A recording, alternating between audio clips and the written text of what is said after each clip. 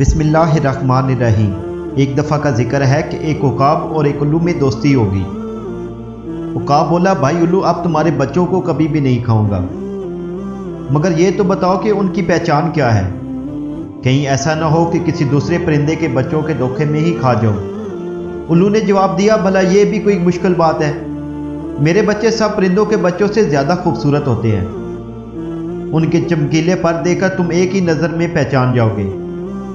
उकाब ने उल्लू की बात काट कर कहा, बस बस, मुझे समझ आ गया, अब मैं कभी धोखा नहीं खा सकता, मगर भाई हर बात को पहले ही पूछ लेना अच्छा होता है, फिर पछताने से कुछ नहीं हो सकता।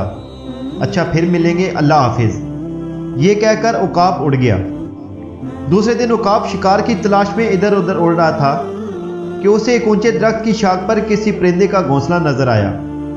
घोंसले के अंदर 4-5 काले कलोटे बशक्ल बच्चे मोटी आवाज में चू चू कर रहे थे। उकाब ने सोचा, ये बच्चे मेरे दोस्त उल्लू के हरगिज नहीं हो सकते, क्योंकि ना तो ये खूबसूरत हैं और ना ही आवाज़ मीठी है और सुरीली है। ये सोचकर उकाब ने उन बच्चों को खाना शुरू कर दिया।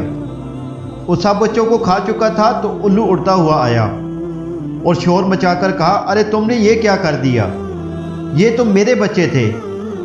उकाब घबरा कर उड़ गया।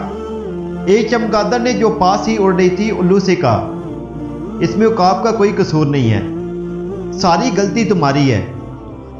जो कोई किसी को धोखा देकर अपनी असलियत छुपाने की कोशिश करता है, उसका यही अंजाम होता है।